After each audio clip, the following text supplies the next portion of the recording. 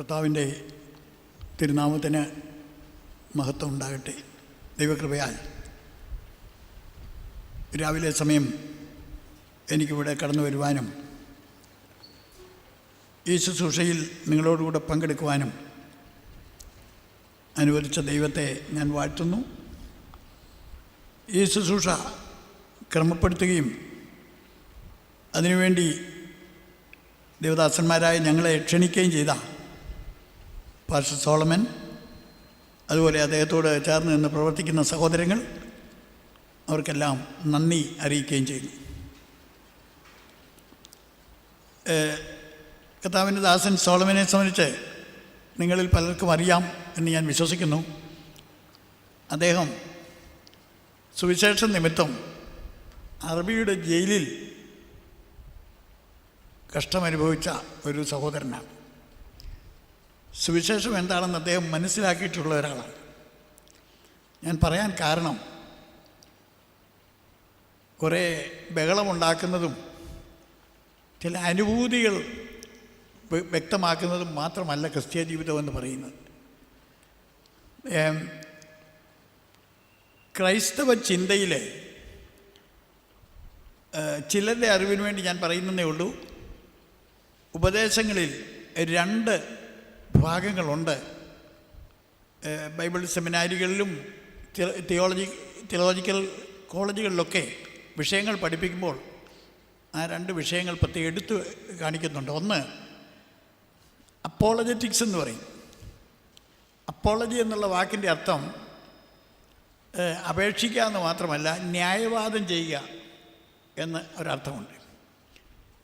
എന്ന് പറഞ്ഞാൽ ദൈവസഭയുടെ ഉപദേശത്തെ യുക്തിയുടെയും കൂടെ സഹായത്തോടു കൂടെ മറ്റുള്ളവരുടെ മുമ്പിൽ നീതീകരിച്ച് അതിനെ തെളിയിക്കുന്നതാണ് അപ്പോളജറ്റിക്സ് എന്ന് പറയും. പോളമിക്സ് എന്ന് പറഞ്ഞ് വേറൊരു വിഷയമുണ്ട്. പോളമിക്സ്, അതിനെ ആക്രമിക്കുക, കടന്നാക്രമിക്കുക എന്നൊക്കെ അർത്ഥം പറയാം. എന്ന് പറഞ്ഞാൽ കാണുന്നവരോടെല്ലാം വഴക്ക് പിടിക്കണമെന്നല്ല അതിൻ്റെ അർത്ഥം. ദുരുപദേശങ്ങളെ ഖണ്ഡിക്കുന്ന ആ വിഷയത്തിനാണ് പോളമിക്സ് എന്നുള്ള വാക്ക് അർത്ഥമാക്കുന്നത്. ദൈവത്തിന് സ്തോത്രം. ഈ പൗലോസ്ലീഹായെക്കുറിച്ച് ഞാൻ പകൽ നിങ്ങളോട് സംഗതിവശാൽ ചില കാര്യങ്ങൾ പറഞ്ഞല്ലോ. അദ്ദേഹം പോകുന്നതിന് മുൻപായിട്ട് ഒരു പ്രവചനം പറഞ്ഞിട്ടുണ്ട്. നിങ്ങൾ കൂടെ ഒന്ന് സഹകരിക്കാമെങ്കിൽ നമുക്കിന്ന് സന്ധ്യയിൽ ചില കാര്യങ്ങൾ കൂടെ മനസ്സിലാക്കാൻ കഴിയും. അപ്പോസ്തലപ്രവൃത്തിയിൽ 20:28 മുതൽ ഒന്ന് രണ്ട് വാക്യങ്ങൾ, ഒരാൾ ശബ്ദമുള്ള ഒരാൾ ഒന്ന് ശബ്ദം ഉയർത്തി ഒന്ന് വായിക്കണം. അപ്പോസ്തലപ്രവൃത്തിയിൽ 20:28 മുതൽ ചില വാക്യങ്ങൾ എളുപ്പം വായിക്കാമെങ്കിൽ നമുക്ക് സമയലാഭമുണ്ട്. നിങ്ങളെ തന്നെയും താൻ സ്വന്തം രക്തത്താൽ സമ്പാദിച്ചിരിക്കുന്ന ദൈവത്തിന്റെ സഭയെ മേയ്പാൻ പരിശുദ്ധാത്മാവ് നിങ്ങളെ അധ്യക്ഷരാക്കി വെച്ച ആട്ടിൻകൂട്ടം മുഴുവനെയും സൂക്ഷിച്ചുകൊള്ളുവിൻ. അടുത്തത്, ഞാൻ പോയ ശേഷം. അവളെ ഒന്ന് നിർത്തി വായിക്കണേ. ഞാൻ പോയ ശേഷം, പൗലോസ് പറയാണ്, ഞാൻ പോയ ശേഷം ആട്ടിൻകൂട്ടത്തെ ആദരിക്കാത്ത കൊടിയ ചെന്നായ്ക്കൾ, വെറും ചെന്നായ്ക്കളല്ല, പിന്നെ കൊടിയ ചെന്നായ്ക്കൾ നിങ്ങളുടെ ഇടയിൽ കടക്കുമെന്ന് ഞാൻ അറിയുന്നു. എന്നിട്ട് അതിൻ്റെ വിശദീകരണമാണ് അടുത്ത വാക്യം. ശിഷ്യന്മാരെ എന്ന് പറഞ്ഞാൽ കർത്താവിൻ്റെ അപ്പോസ്തലന്മാരെ എന്നല്ല അതിൻ്റെ അർത്ഥം. ക്രിസ്ത്യാനികൾക്ക് മൊത്തത്തിലുള്ള പല പേരുകളിലൊന്നാണ് ശിഷ്യന്മാരെ. അടുത്തത്, തങ്ങളുടെ പിന്നാലെ വലിച്ചു കളയേണ്ടതിന് വിപരീതോപദേശം പ്രസ്താവിക്കുന്ന പുരുഷന്മാർ നിങ്ങളുടെ ഇടയിൽ നിന്നും എഴുന്നേൽക്കും. നിങ്ങൾ കേട്ടോ, ഒരു ഉപദേശത്തിൻ്റെ പേര് കേട്ടോ? എന്തുവാ? സഹോദരന്മാരാരെങ്കിലും ഒരു കേട്ടോ എന്ന് പറഞ്ഞേ. പൗലോസ് അവിടെ പറയുന്ന ആ പദം വിപരീതോപദേശം പ്രസംഗിക്കുന്ന പുരുഷന്മാർ നിങ്ങളുടെ ഇടയിൽ നിന്ന് എഴുന്നേൽക്കും. അവർ പുറത്തുനിന്ന് വരുമെന്നല്ല, നിങ്ങളുടെ ഇടയിൽ തന്നെ എഴുന്നേക്കുമെന്നാണ്. എന്നിട്ട് അടുത്തത്, അതുകൊണ്ട് ഉണർന്നിരിപ്പീൻ എന്ന് പറഞ്ഞാൽ രാത്രി മുഴുവൻ ഉറങ്ങാതിരിക്കണമെന്നല്ല അതിൻ്റെ അർത്ഥം. ആത്മീയ ഉണർവ്, ശത്രു എപ്പോഴും ഏത് വഴിയാണ് കടന്നു വരുന്നത് എന്നുള്ളതിനെക്കുറിച്ച് വിജിലൻ്റ് ആയിരിക്കണമെന്നാണ്. ഉണർന്നിരിപ്പീൻ. എന്നിട്ട് ഞാൻ 3 സംവത്സരം രാപ്പകൽ ഇടവിടാതെ ആ കണ്ണുനീർ വാർത്തും കൊണ്ട് ആ ഓരോരുത്തരും ബുദ്ധി പറഞ്ഞു തന്നത് ഓർത്തുകൊള്ളുവീൻ. മതി. നല്ല മനസ്സാക്ഷിയുള്ളവർക്ക് ഇത്രയൊക്കെ കേട്ടാൽ പോരെ. എത്ര കേട്ടാലും ഒന്നും മനസ്സിലായില്ല എന്ന് പറഞ്ഞാൽ എന്തോ ചെയ്യും? അപ്പോസ്തലനായ പൗലോസ് കർത്താവിൻ്റെ സഭയെ ഉപദ്രവിച്ച് നടന്ന ഒരു മനുഷ്യനാണ്. സത്യം പറഞ്ഞാൽ താന് ഒരു അപ്പോസ്തലനായി തീരുമെന്ന് താൻ സ്വപ്നേപി വിചാരിച്ചില്ല. നിങ്ങളോട് സംസാരിക്കുന്ന ഞാൻ പറയട്ടെ, ഞാനൊരു പെന്തിക്കോസുകാരനാകുമെന്ന് ഞാൻ കൊച്ചിലെ ഒട്ടും വിചാരിച്ചില്ല. എൻ്റെ അമ്മ ആണില്ലാത്ത വീട്ടിൽ ഞാനൊരാണുണ്ടായപ്പോൾ ഒത്തിരി സന്തോഷിച്ചു. ഏക മകനെ ഒരു അച്ഛനാക്കണമെന്ന് എൻ്റെ അമ്മ ആഗ്രഹിച്ചു. ഞാൻ പറഞ്ഞു കേട്ടതേ ഉള്ളൂ, എനിക്ക് ഓർമ്മയില്ല. ഞാനൊരു ആൺപൈതലായി ജനിച്ചപ്പോൾ മണർകാട്ട് പള്ളിയിൽ കൊണ്ടുപോയി എന്നെ അടിമ വെച്ചു. കന്യാസ്ത്രീ അമ്മയുടെ നടയിൽ എന്നെ കൊണ്ടുപോയി അടിമ വെച്ചു. പിന്നെ എനിക്ക് വിവേകം ഉദിച്ചപ്പോൾ ഞാൻ വിശുദ്ധ മറിയയുടെ അടിമയല്ലെന്നും ഞാൻ യേശുക്രിസ്തുവിൻ്റെ സ്നേഹ അടിമയാണെന്നും ബോണ്ട് സ്ലേവ് പ്രൈസലോ എനിക്ക് മനസ്സിലായപ്പോൾ പിന്നെ ഞാൻ ആ അടിമ ഞാനായിട്ട് തന്നെ അങ്ങ് ഒഴിപ്പിച്ചു. ഇപ്പം ഞാൻ ഒരു മനുഷ്യൻ്റെ അടിമയല്ല, ദൂതന്മാരുടെ അടിമയല്ല, പിശാചുക്കളുടെ അടിമയല്ല, ഞാൻ ആരുടെയും അടിമയല്ല, ഞാൻ ദൈവത്തിൻ്റെ മാത്രം അടിമയാണ്. Praise God. എൻ്റെ സാക്ഷ്യം ഒരുപക്ഷെ ചില വാക്കുകൾ നിങ്ങൾക്ക് ഒരു പിൻബലമായേക്കുമെന്ന് വെച്ച് ഞാൻ പറയട്ടെ. ഞാൻ സ്നാനമേറ്റെന്നുള്ള വിവരം എൻ്റെ അമ്മ അറിഞ്ഞപ്പോൾ, അമ്മ നല്ല ബുദ്ധിയുള്ള ഒരു സ്ത്രീ, നല്ല ഭക്തിയുള്ള ഒരു സ്ത്രീയുമായിരുന്നു. ബഹളമൊന്നും ഉണ്ടാക്കിയില്ല, വീട്ടിൽ നരകമൊന്നും സൃഷ്ടിച്ചില്ല. ഞാൻ എവിടെ പോയിട്ട് വന്ന ഉടനെ എൻ്റെ അമ്മ എന്നോട് ചോദിച്ചു, ഞാനൊരു കാര്യം ചോദിക്കട്ടെ? ഞാൻ പറഞ്ഞു ചോദിക്കാം. സ്നാനമേറ്റെന്ന് കേട്ടു, ശരിയാണോ? ഞാൻ പറഞ്ഞു ശരിയാ. അമ്മ അതിനെ വല്ല കുറ്റം വല്ലതും ഉണ്ടോ എന്ന് ഞാൻ ചോദിച്ചു. എൻ്റെ അമ്മ വിവേകമുള്ളവളായതുകൊണ്ട് പ്രതികരിച്ചേ കേൾക്കണോ? ഇല്ല, ഞാൻ ചോദിച്ചെന്നേ ഉള്ളൂ. കുറ്റം വല്ലതും ഉണ്ടോ എന്ന് ഞാൻ ചോദിച്ചപ്പോൾ എനിക്ക് കിട്ടിയ മറുപടി ഇല്ല, ഞാനങ്ങനെ ചോദിച്ചെന്നേ ഉള്ളൂ. എന്നിട്ട് ഞാൻ ശ്രദ്ധിച്ചപ്പോൾ മുറിക്കകത്തൊരു കൊച്ചു കരച്ചിൽ പോലെ തോന്നി. ഞാൻ ചെന്നപ്പോൾ എൻ്റെ അമ്മ ചെറുതായിട്ട് കരയുക. അമ്മ കരയുന്നതിനിടയ്ക്ക് ഇങ്ങനെ പറയുന്നുണ്ട്, എങ്കിലും ഞാൻ ഇങ്ങനല്ല കർത്താവിനോട് പറഞ്ഞത്. എന്നെ സംബന്ധിച്ച് എൻ്റെ അമ്മ കർത്താവിനോട് ഇങ്ങനല്ല പറഞ്ഞതെന്ന്. ഞാൻ ആള് ശാന്തനാണെങ്കിലും ഇങ്ങനെയുള്ള കാര്യത്തിൽ അൺകോംപ്രമൈസിംഗ് ആണ്, വിട്ടുവീഴ്ചയില്ലാത്ത ഒരാൾ. ഞാൻ അമ്മയോട് ചോദിച്ചു, എന്നെക്കുറിച്ച് അമ്മ എന്തുവാ കർത്താവിനോട് പറഞ്ഞത്, ഒന്ന് പറയാമോ എന്ന് ചോദിച്ചു. അമ്മ പറഞ്ഞു, ഒരു മകനെ തരികയാണെങ്കിൽ തിരുനാമ മഹത്വത്തിന് വേണ്ടി അവനെ ഞാൻ നിനക്ക് തരാം എന്നാണ് ഞാൻ കർത്താവിനോട് പറഞ്ഞത്. ഞാൻ പറഞ്ഞു, അമ്മ അതാ സംഭവിച്ചതെന്ന് പറഞ്ഞു. ഇവിടെ ഇപ്പോൾ സംഭവിച്ചത് അതാണ്. അമ്മ പറഞ്ഞു തിരുനാമത്വത്തിന് വേണ്ടി തരാമെന്ന്. കർത്താവ് അതങ്ങ് അംഗീകരിക്കുകയും ചെയ്തു. എന്നിട്ട് ഞാനൊരു കൊച്ചു ഫലിതം കൂടെ പറഞ്ഞു, അങ്ങനെയുള്ളവരോടൊക്കെ സംസാരിക്കുമ്പോൾ സൂക്ഷിച്ചും കണ്ടും വേണം സംസാരിക്കാനും. നമ്മൾ പറഞ്ഞനുസരിച്ച് കർത്താവ് അത് വരവ് വെച്ചു. എന്നിട്ട് പിന്നെ ഇപ്പുറത്തിരുന്ന് ദുഃഖിക്കുകയാണ്. ആ അമ്മ എനിക്ക് പിന്നാലെ രണ്ടാമത് സ്നാനപ്പെട്ടു. പലപ്പോഴും വീട്ടിലിരുന്ന് പറയുന്നത് ഞാൻ കേട്ടിട്ടുണ്ട്, ഇത് കുറച്ചുകൂടെ നേരത്തെ ചെയ്യേണ്ടതായിരുന്നു. ഞാൻ പറഞ്ഞു, അതെങ്ങനെയാണ് ഇനി നോക്കുന്നത്?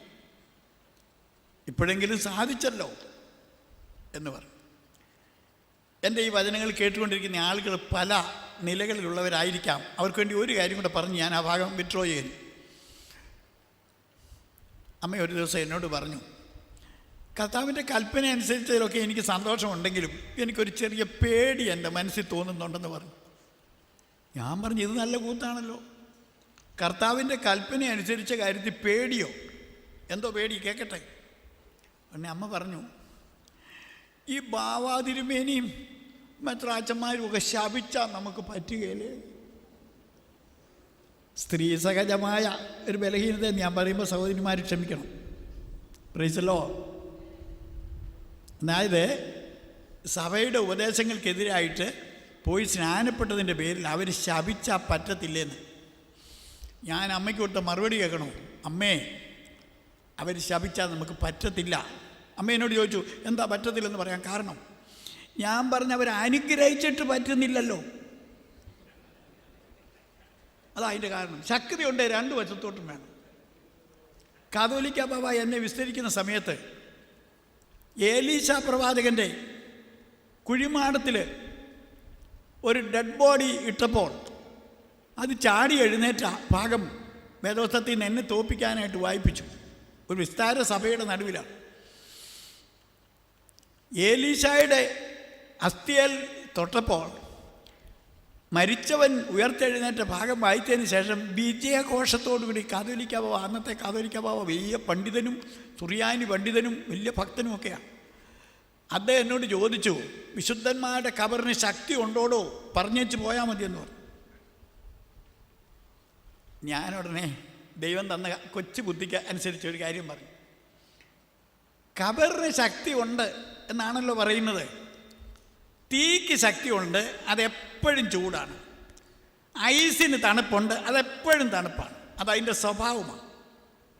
ഇതുപോലെ വിശുദ്ധന്മാരുടെ ഖബറുകൾക്ക് ശക്തി ഉണ്ടെങ്കിൽ ആ ശക്തി എപ്പോഴും സ്ഥിരമായിരിക്കണം. ഏലീശ പ്രവാചകൻ്റെ അസ്ഥിക്ക് ശക്തി ഉണ്ടെങ്കിൽ എപ്പോൾ അവിടെ കൊണ്ട് ഡെഡ് ബോഡി ഇട്ടാലും അത് എഴുന്നേറ്റ് പോകണം. അങ്ങനെ വരുമ്പോൾ ആ ദേശത്ത് പിന്നെ ശവസംസ്കാരത്തിൻ്റെ ആവശ്യം ഉണ്ടോ എന്ന് ചോദിച്ചു. ആരും ഒന്നും പറയുന്നില്ല. ഞാൻ വിട്ടില്ല. ഞാൻ പറഞ്ഞു, നമുക്കിവിടെ പരുമലത്തിരുമേനിയുടെ ഖബറ് ഉണ്ട്. പരദേശത്തുനിന്നൊരു ബാവ വന്ന് മരിച്ച ഓമല്ലൂർ ഒരു ഖബറുണ്ട്. ഡെഡ് ബോഡി അത്തരണം ഒന്ന് കൊണ്ടുപോകാം, ഒന്ന് മുട്ടിക്കാം. ആൾ എഴുന്നേക്കുകയാണെങ്കിൽ ഞാൻ എൻ്റെ അഭിപ്രായം മാറ്റാം.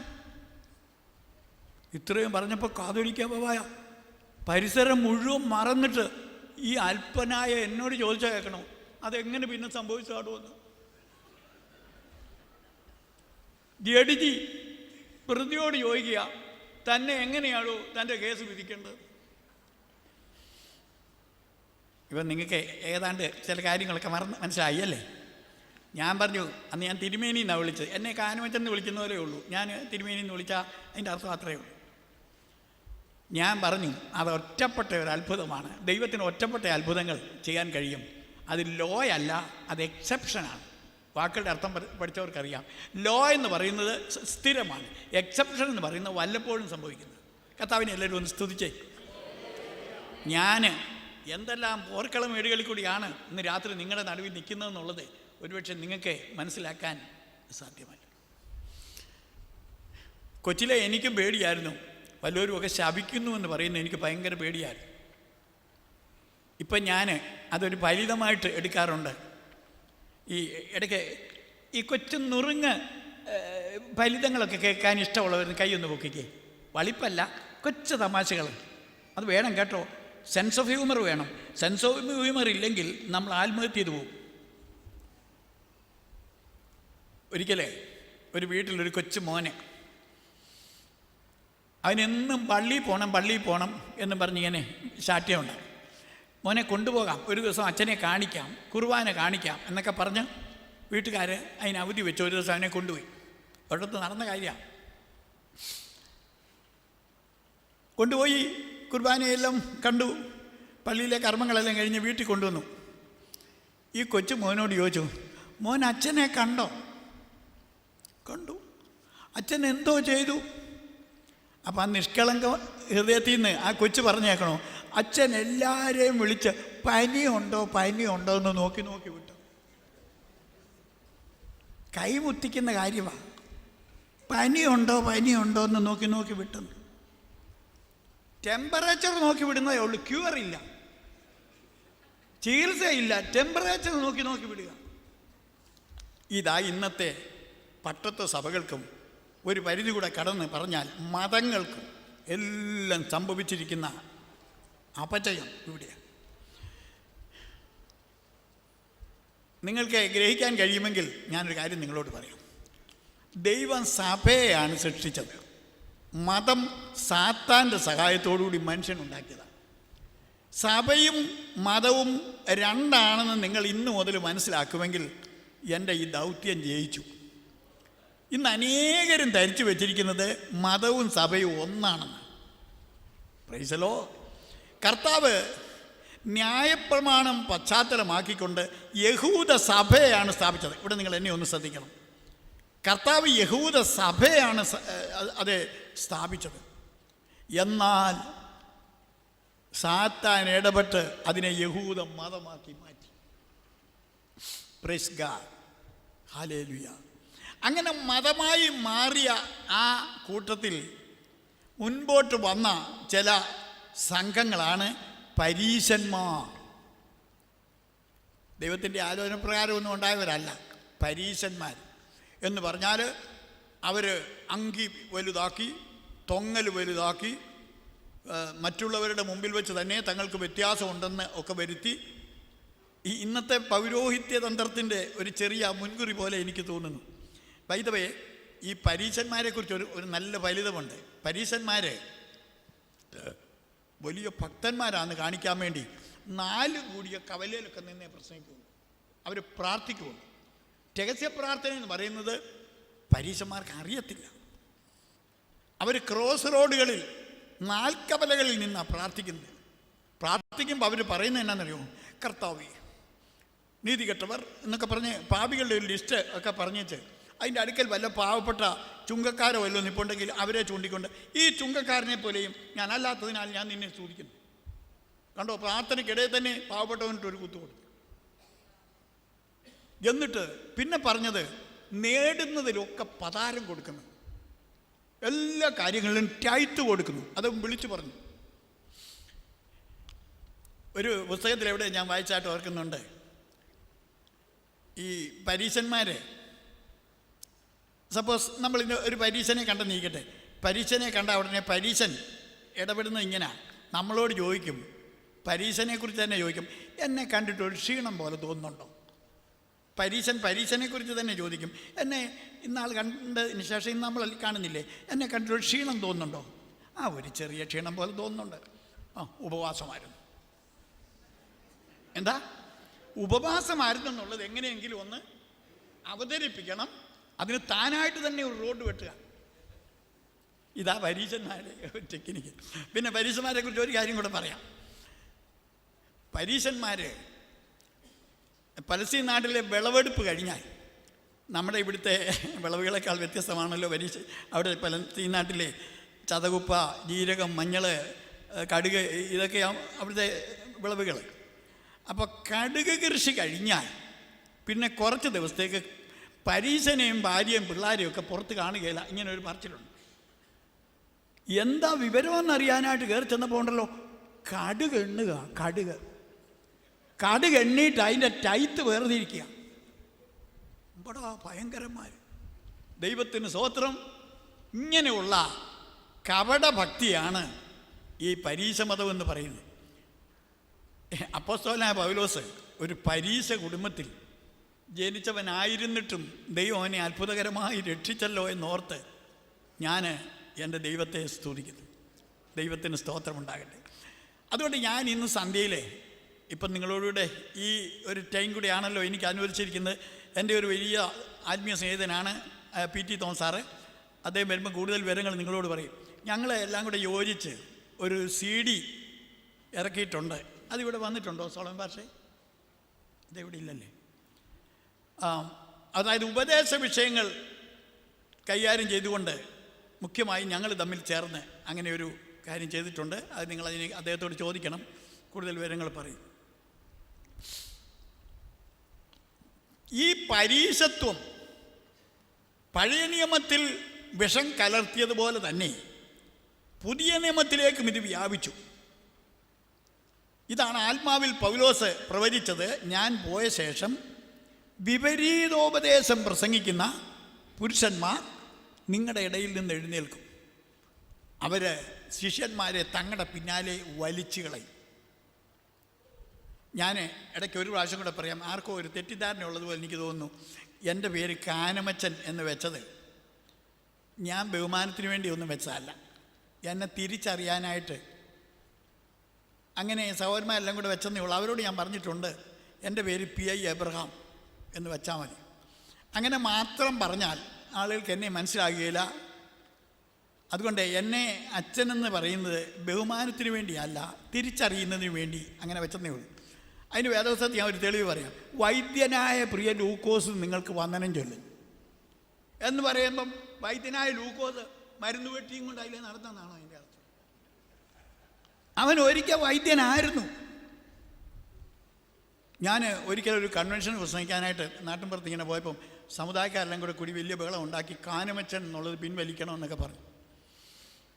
എത്ര പറഞ്ഞിട്ട് ഇവർക്ക് മനസ്സിലാകുന്നില്ല. അത് മുന്നിൽ നിന്ന് ഒരാളിനോട് ഞാൻ ചോദിച്ചു, പള്ളിയിൽ പോകാറുണ്ടോ എന്ന് ചോദിച്ചു. നിങ്ങൾ ഞാൻ പള്ളിയിൽ പോകും. അവിടെ കട്ടാനുവാഴ്ചയിൽ കർത്താവിൻ്റെ ഇടത്തും വലത്തുമായിട്ട് രണ്ടുപേരെ തൂക്കിയതൊക്കെ ഇങ്ങനെ അച്ഛൻ ചൊല്ലുന്ന കേട്ടിട്ടുണ്ടോ? ഉണ്ട്. ഞാൻ ചോദിച്ചു അവരുടെ പേരെന്തുവാ? കള്ളന്മാർ. അത് കുറച്ച് കഴിഞ്ഞിട്ട് അതിലൊരു കള്ളൻ ഏതാണ്ടൊരു വ്യത്യാസം വന്നതായിട്ടൊക്കെ ഇങ്ങനെ പറയുന്നുണ്ടല്ലോ, അതറിയാമോ? അറിയാം. ഒരു കള്ളൻ പറുദീസായിപ്പോയി. എന്നെ എതിർക്കാൻ വന്ന ഒരു മനുഷ്യനാണ്, വലിയൊരു യോഗത്തിന് നടക്കാം. ഞാൻ ചോദിച്ചു, ആ പറുദീസായി പോയ ആളിനെ നിങ്ങളിപ്പോൾ എങ്ങനെയാണ് വിളിക്കുന്നതെന്ന് ചോദിച്ചു. കള്ളനെന്ന്. ഞാൻ പറഞ്ഞു, അയാൾ ഇപ്പോഴും കള്ളനായിട്ടാണോ അവിടെ താമസിക്കുന്നത്? അല്ലാതെ പിന്നെ എന്തുവാ വിളിക്കുന്നത്? ഞാൻ പറഞ്ഞു, സുഹൃത്തെ, ആ കള്ളനോട് കാണിച്ച അത്രയും മര്യാദ എന്നോട് കാണിച്ചാൽ പോരെ. എന്തായാലും വിളിച്ചോട്ടെന്നങ്ങ് വെച്ചാൽ പോരെ. Praise the Lord. അതുകൊണ്ട് ഇനി പലപ്പോഴും നോട്ടീസിനകത്ത് കാണുമ്പോൾ തെറ്റിദ്ധരിക്കല്ല്. റെസ്പെക്റ്റിന് വേണ്ടി വെക്കുന്നതല്ല, ഞാൻ വന്ന വഴി ഒന്ന് തിരിച്ചറിയുന്നതിന് വേണ്ടി ആ പദം അവിടെ ഉപയോഗിക്കുന്നുള്ളതേ ഉള്ളൂ. ഞാൻ അതിൽ ബഹുമാനിക്കുന്നില്ല, അതിൻ്റെ ക്രിയകളിൽ ഞാൻ ഉൾപ്പെടുന്നില്ല, അതിൻ്റെ വേഷം ഞാൻ ധരിക്കുന്നില്ല, അതിൻ്റെ ആദായവും ഞാൻ പറ്റുന്നില്ല. അത് കൂടുതലില്ലേ? എന്നാലും ചില ആളുകൾ സമ്മതിക്കുകയില്ല. ഒരാളെന്നോട് പറഞ്ഞു, എല്ലാവരെയും ഇത് അറിയിക്കണമെന്ന്, വിളിക്കരുതെന്ന്. ഞാൻ പറഞ്ഞു, എനിക്ക് അതിനുള്ള കാശില്ലെന്ന്. എല്ലാവരെയും പോയി കണ്ട് എന്നെ അച്ഛനൊന്ന് വിളിക്കരുതെന്ന് പറയാൻ അതിനുള്ള സൗകര്യം എനിക്കില്ലെന്നു. ചിലർക്ക് എത്ര പറഞ്ഞാലും മനസ്സിലാകില്ല. അതിന് ഞാൻ ഒരിക്കൽ ഒരാളിനോട് പറഞ്ഞു, 3 പിള്ളേരുടെ അച്ഛനെന്നെങ്കിലും വിളിക്കാനുള്ള അവകാശം എനിക്ക് വിട്ടുതരണമെന്ന്. ദൈവത്തിന് സ്തോത്രം. അതുകൊണ്ട് പ്രിയമുള്ളവരെ, എനിക്ക് ഈ സന്ധ്യയിൽ നിങ്ങളോട് പറയാനുള്ളത്, വിപരീതോപദേശം വന്നു കയറുന്ന വഴി വളരെ ജാഗ്രതയായിട്ട് നോക്കിക്കൊണ്ടിരിക്കണം. അല്ല എപ്പോഴാണ് അത് നമ്മളെ സ്വാധീനിക്കുന്നതെന്ന് അറിയാനൊക്കത്തില്ല. ഈ അടിസ്ഥാന ഉപദേശങ്ങൾ നിങ്ങളൊക്കെ എവിടെയെങ്കിലും ബൈബിൾ ക്ലാസ്സൊക്കെ പഠിച്ച് വലിയ കൂടുതൽ ഡിഗ്രികളൊന്നും എടുത്തില്ലെങ്കിലും സാമാന്യമായ രീതിയിലെങ്കിലും അടിസ്ഥാന ഉപദേശങ്ങൾ, ഫണ്ടമെൻ്റൽ ടീച്ചിങ്സ് പഠിക്കണം. ഈ ചിലർ വിചാരിക്കുന്നത് ആത്മാവിൻ്റെ ഒരു ശക്തി ഇങ്ങോട്ട് വന്നിട്ട്, മുമ്പേ അവിടെ കണ്ടെന്ന് പറഞ്ഞ പോലെ എന്തൊക്കെയോ ചില പ്രകടനങ്ങളൊക്കെ നടത്തി, ചില അനുഭൂതികളൊക്കെ ഇങ്ങനെ വെളിപ്പെടുത്തി, അതാണ് ക്രിസ്തീയ ജീവിതം എന്ന് പലരും ധരിച്ചു വെച്ചിട്ടുണ്ട്. ഞങ്ങളുടെ കൂടെ ഈ മുളക്കഴ പഠിപ്പിച്ചുകൊണ്ടിരുന്ന, ഞാനന്ന് കുറച്ചാൾ അവിടെ ഒരു അധ്യാപകനായിരുന്നു. ഞങ്ങൾക്ക് PV തോമസ് പറഞ്ഞൊരു സാറുണ്ടായിരുന്നു.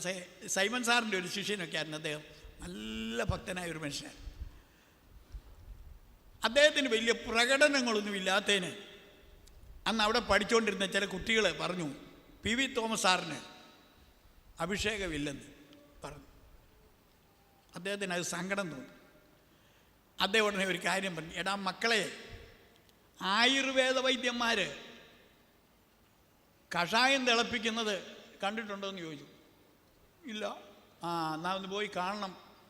പല മരുന്നുകളൊക്കെ കൂടി അരിഞ്ഞ് വെള്ളത്തിലിട്ട് ആ കഷായക്കലത്തിന് ചൂട് പിടിപ്പിക്കും, എന്നിട്ടത് തിളയ്ക്കും. തിളച്ചോണ്ടിരിക്കുമ്പോഴല്ല കുറിയോലെടുക്കുന്നത്, വറ്റി അടങ്ങുമ്പോഴാണ്. മനസ്സിലാകുന്നുണ്ടോ? ആയുർവേദ വൈദ്യനോട് ചോദിച്ചേ, കഷായം തിളച്ച് കിടക്കുമ്പോഴല്ല അളവുകോല് കുറികോലെടുക്കുന്നത്, പിന്നെ വറ്റി അടങ്ങുമ്പോഴാണ്. നീ ആവേശം കയറി ഭൂതി ഇളകി ഉരുണ്ട് വീണ് കിടക്കുമ്പോഴല്ല നിൻ്റെ ആത്മീയം അളക്കേണ്ടത്. നീ നോർമൽ ലൈഫിൽ സാധാരണ ഇടപാടുകളിലേക്ക് വരുമ്പോൾ, ഒരു പക്ഷേ നീ ഒരു മാർക്കറ്റിലായിരിക്കുമ്പോൾ, അല്ല നീ ഒരു ബസ് യാത്രയിലായിരിക്കുമ്പോൾ, മറ്റു മനുഷ്യരോട് ഇടപെടുന്ന നിൻ്റെ ഇടപാടുകളുടെ രംഗത്താണ് നിൻ്റെ അളവ്, നീ എത്രത്തോളം വളർന്നു എന്നുള്ളതിൻ്റെ കുറികോൽ അവിടെയാണ് എടുക്കേണ്ടത്. ചിലരൊക്കെ ഈ അങ്ങോട്ട് വീണ് കിടക്കുന്ന കണ്ടാൽ സ്വർഗത്തിൽ പോലും ഇത്രയും വിശുദ്ധിയുള്ള ആളുകളില്ലെന്ന് അങ്ങ് തോന്നിപ്പോ. പ്രിയമുള്ളവരെ, ഞാൻ പൗലോസിലേക്കൊന്ന് മടങ്ങി വരട്ടെ. പൗലോസിന് ഒരു നല്ല മനസാക്ഷി ഉണ്ടായിരുന്നത് കൊണ്ടാണ് ദൈവം അവനെ രക്ഷിച്ചത്. പൗലോസ്ലീഹ ഒരു ഭാഗത്ത് ഈ 2 പേരുടെ പേര് പറഞ്ഞേച്ച് അവർ നല്ല മനസാക്ഷി വിട്ടുകളഞ്ഞെന്ന് അവരെ കുറിച്ച് ഒരു കുറ്റം പറയുന്നുണ്ട്. അതാരെങ്കിലും ഓർക്കുന്നുണ്ടോ? അവരുടെ പേര് ഹുമനയോസും അലക്സാണ്ടറും. അവരെന്ത് ചെയ്തു? അവർക്ക് കർത്താവ് കൊടുത്ത എല്ലാവർക്കും ദൈവം നല്ല മനസാക്ഷി കൊടുത്തിട്ടുണ്ട് കേട്ടോ. ഒരു തീപ്പെട്ടിക്കൊള്ളി എല്ലാവരുടെയും കൈ കൊടുത്തിട്ടുണ്ട്. റോമാലേഖനത്തിൻ്റെ ആരംഭ ഭാഗം വായിച്ചാൽ അറിയാം, ഗുഡ് കോൺഷ്യൻസ് എന്ന് പറയുന്നത് ദൈവത്തെ കുറിച്ച് അറിയാനുള്ള ഒരു സ്പാർക്കാണ്, ഒരു തീപ്പൊരിയാണ്. അത് നമുക്ക് ശരിയായിട്ട് കൈകാര്യം ചെയ്യുകയാണെങ്കിൽ അന്ധകാരത്തിൽ നിന്ന് അത്ഭുത പ്രകാശത്തിലെത്തുവാൻ അത് സാധിക്കും. എന്നാൽ ദുർമനസാക്ഷിയെ നമ്മുടെ ഫ്രീ വിൽ അല്ലെങ്കിൽ സ്വതന്ത്ര ചിത്തം അനുസരിച്ച് അതിനെ മിസ്യൂസ് ചെയ്താൽ ദുർമനസാക്ഷിയായിട്ട് വരും. ദുർമനസാക്ഷിയായിട്ട് വന്നു കഴിഞ്ഞാൽ പിന്നെ നമ്മൾ എന്ത് ദോഷം ചെയ്താലും നമുക്ക് ഒരു ഹൃദയത്തിനൊരു കുത്തുണ്ടാകുകയില്ല. നിങ്ങൾ ഈ ദിവസങ്ങളിലൊക്കെ വല്ല മാസികയോ പത്രമോ വല്ലതും വായിക്കുമ്പോൾ ഇസ്ലാമിക് സ്റ്റേറ്റ് സ്ഥാപിക്കാനായിട്ട് സാത്താൻ്റെ അഭിഷേകം പ്രാപിച്ച കുറച്ച് ആളുകൾ ഈജിപ്തിലും മറ്റുള്ള ചില വിശ്വാസികളെ, ചില ചെറുപ്പക്കാരെ കൊണ്ടുപോയി കൊല ചെയ്യുന്നത്, അതിൻ്റെ ചിത്രങ്ങൾ കണ്ടോ? അത് കണ്ട ആരെങ്കിലും ഉണ്ടെങ്കിൽ ഒന്ന് കൈ ഒന്ന് ഉയർത്തിക്കേ. ദൈവമേ, ഞാനത് കണ്ട് കുറേ നേരം ഞാൻ അങ്ങ് സ്തബ്ധനായിട്ടിരുന്നു പോയി. ഞാൻ എന്താ പറയേണ്ടതെന്ന് ഞാൻ ഇങ്ങനെ ചിന്തിച്ചുകൊണ്ട്, ഭയങ്കരം ഭയങ്കരം ലോകം എങ്ങോട്ട് പോകുന്നു. അതായത് മതത്തിൻ്റെ പേരിൽ ഒരു രാഷ്ട്രം സ്ഥാപിക്കാൻ, അതിന് നമ്മളും ഒട്ടും പുറകിലല്ല. ഇവിടെ ഒരു രാമരാജ്യം സ്ഥാപിക്കാൻ നമ്മളും ഇവിടുത്തെ ആളുകളും ശ്രമിക്കുന്നുണ്ട്. ഇത് രണ്ടും മതത്തിൻ്റെ അടിസ്ഥാനത്തിൽ വേണമെന്നുള്ള ശാഠ്യമായി എനിക്ക് മനസ്സിലാകാത്തത്. സംഗതി വശാൽ ഞാൻ അത് ഓർപ്പിച്ചു എന്ന് മാത്രമേ ഉള്ളൂ. ഇത് രണ്ടും നടക്കാൻ പോകുന്നില്ല എന്നുള്ള വിവരം കൂടെ ഞാനൊരു പ്രവാചകൻ എന്നുള്ള നിലയിൽ നിങ്ങളെ അറിയിക്കുന്നു. Praise the Lord. ഇസ്ലാമിക് സ്റ്റേറ്റും നടക്കാൻ പോകുന്നില്ല, രാമരാജ്യവും നടക്കാൻ പോകുന്നില്ല. കൽപ്പിക്കപ്പെട്ട സമയമാകുമ്പോൾ യേശുക്രിസ്തുവിൻ്റെ 1000 ആണ്ട് വാഴ്ചയിൽ സഹസ്രാബ്ദ വാഴ്ച നടക്കും എന്ന് വിശ്വസിക്കുന്ന ഒരാളെങ്കിൽ പ്രൈസ് ഗോഡ്. ദൈവത്തിന് സ്തോത്രം.